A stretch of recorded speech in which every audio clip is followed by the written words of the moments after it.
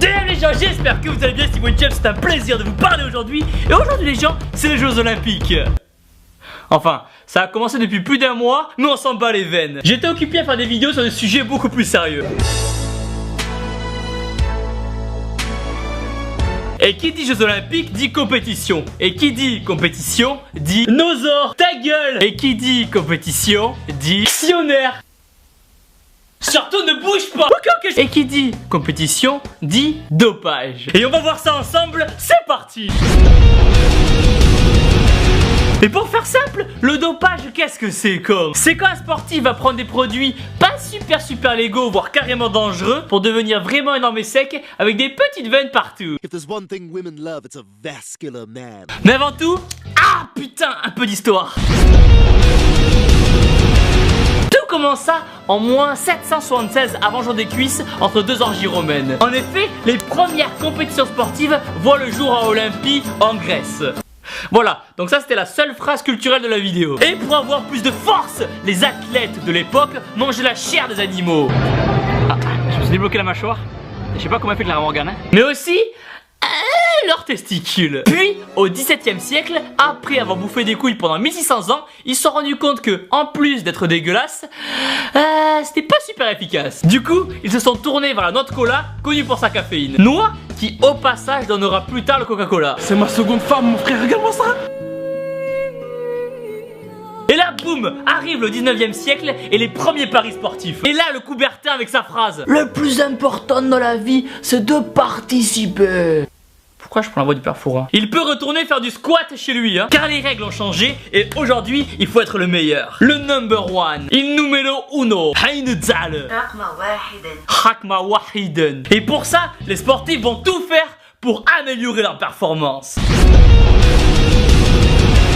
Mais au début, ça va, ça reste cool. Ça s'arrête au café et au petit thé vert. Maintenant, il est l'heure de prendre un petit thé vert. Mais ça commence à vraiment partir en barre Z lors du marathon de 1904. Quand le coureur Thomas X commence à fatiguer et qu'il reçut une piqûre de stichine, qui est un poison contre les renards, et un cul sec de cognac par son entraîneur. Le mélange des deux a failli lui coûter la vie, mais ça lui a donné un coup de boost et il gagnait la course, car à l'époque, c'était pas encore illégal. Mais attendez, là où c'est devenu complètement n'importe quoi, c'est quand ils ont commencé à mélanger stichine, cocaïne et alcool pour lutter contre le stress avant les compétitions. En même temps, avoir à la fois du poison, de la cocaïne et de l'alcool dans le sang, normal que le mec soit pas stressé, il était mort. Et pourtant, c'est encore rien. Arrivent les stimulants à base d'ephedra, et là putain c'est la fin. Car derrière l'ephedra, qui est un tout petit arbuste trop mignon, trop joli, avec ses petites bêtes toutes rouges et toutes mignonnes. Il y a l'éphédrine. Et l'éphédrine, ça donne la méthamphétamine. Alors attention, on n'est pas là pour dire ouais non, la drogue c'est pas bien, tu vois, puis ça tue des gens, alors puis les gens ils sont morts et si les gens sont morts, ils peuvent plus respirer quoi. Non, car croyez-moi, si vous prenez de la méthamphétamine, oui ça va marcher et oui vous serez le roi du monde. Les rois du monde. Ça va augmenter votre concentration, votre vigilance et vous aurez plus confiance en vous. Bref, vous allez voir la vie en rose. Ta gueule Edith Piaf. Mais point un petit peu moins cool, le risque d'hypertension, de troubles de rythme cardiaque, d'AVC, d'agressivité augmente environ d'1 million de %. Et pour la petite histoire, deux coureurs avaient pris à l'époque de la pervitine, qui est un dérivé de la méthamphétamine. À la fin de la course, l'un s'est mis à insulter tout le monde sans raison et à manger du verre. Et l'autre, persuadé qu'il savait voler, s'est jeté du haut d'une falaise. Même l'anglais Tom Simpson est mort en direct du Tour de France à cause des amphètes. Un homme zigzague sur la route. Ce coureur, c'est l'anglais Tom Simpson. Bref, ça a beau être hyper dangereux, les gens en ont absolument mais rien à carrer. Du coup, le marché des amphètes explose. Puis un beau jour, par une belle après-midi d'été, un scientifique français se faisait un petit peu chier et a eu une excellente idée. Celle de mélanger des testicules animaux, du sperme et des extraits de testicules de chiens et de porcs et de se l'injecter sous la peau. Pourquoi pas? C'est ainsi que naissent les stéroïdes anabolisants. Et là c'est la folie con. Grâce à ce produit, les records de force explosent. Des mecs énormes et secs sortent de nulle part. C'est simple, avec ce produit, c'est un peu comme si la muscu c'était le jeu Pokémon tout simple, et les stéroïdes, l'action replay qui vous permet de tous les capturer et de devenir encore plus énorme. Grâce à eux, vous allez devenir plus fort, plus rapide, plus puissant. I have the power! Avec des veines à faire de la concurrence à Google Maps. Et une libido au point que aucune petite ne pourra vous résister. Take your Bon, mis à part le fait qu'en prenant, vous pouvez devenir agressif, avoir de l'acné, des cancers et une paire de meules énormes. Mais avoir des veines partout et des biceps si énormes que vous ne pourrez même plus vous gratter l'épaule n'est pas utile dans tous les sports. C'est là qu'arrivent les bêta-bloquants qui ralentissent le rythme cardiaque et les tremblements, utiles dans des sports comme le golf, le tir à l'arc, les fléchettes et même la pétanque con. Il y a aussi l'hormone de croissance utilisée à la base pour soigner le nanisme dans les hôpitaux. Tyrion Lannister, je t'aime. T'as pris des bras, non? Les scientifiques ont alors remarqué que cette hormone a des effets positifs sur les sportifs en bonne santé. Plus de force, mais surtout quasi indétectable en cas de contrôle. Bon, par contre, au niveau effet secondaire, c'est complètement la merde. Croissance des organes, diabète et déformation de la mâchoire. C'est pour ça que quelquefois, on voit au JO des athlètes avec des appareils dentaires.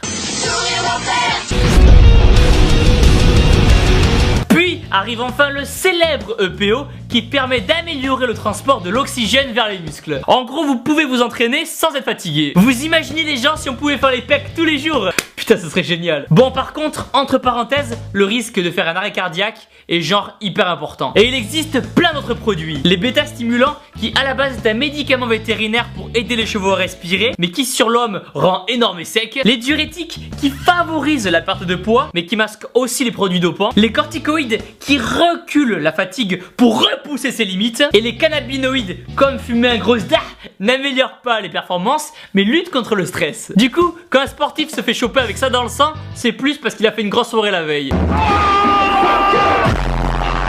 Et ça, dans tous les sports. En musculation, Arnold a avoué en avoir pris. Steroids are taken 8 or 9, 10 weeks before competition. Did you take them? I took them, yeah. En tennis, Maria Sharapova aussi. I had failed a drug test. I take full responsibility for it. En athlétisme avec Ben Johnson. It says Ben Johnson of Canada has been caught taking drugs and is expected to be stripped of his 100 meters gold medal. Et en cyclisme avec Lance Armstrong. Yes or no?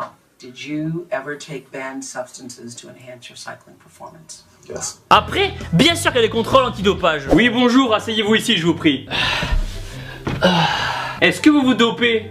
Non. Très bien, merci. Il n'est pas dopé, au suivant. En vrai, quand on pose la question s'il y a des contrôles au JO, Rio ne répond plus. Au final, les gens, le dopage a toujours existé et existera toujours tant qu'il y aura de la compétition dans le sport, tant qu'il y aura un intérêt économique avec les paris sportifs, tant qu'il y aura un intérêt politique avec une médaille d'or au JO, qui est un moyen pour un pays de montrer sa supériorité à un autre pacifiquement, tant qu'il y aura un intérêt médiatique à cause de nous qui voulons toujours voir du sensationnel, tant qu'il y aura tout ça, il y aura du dopage. Ainsi, chacun est libre de faire ce qu'il veut de son corps, mais si vous aussi vous avez pensé au dopage, réfléchissez-y vraiment, car les conséquences sur votre santé sont irréversibles. Et votre santé est plus que précieuse, alors faites attention à vous. Et voilà les gens, exposez-moi les pouces bleus en bas de la vidéo, abonnez-vous, dites-moi dans les commentaires ce que vous pensez de tout ça. Merci à vous tous du fond du pec pour tout votre soutien, vous êtes de plus en plus nombreux à commenter les vidéos, à liker les vidéos, à partager les vidéos. Merci pour tout, on est bientôt 2 millions de petites veines, mais en attendant les gens, n'oubliez pas que vous êtes les meilleurs. Aujourd'hui, on est en route pour Budapest. Et apparemment, je pense que ça va être un week-end plutôt calme.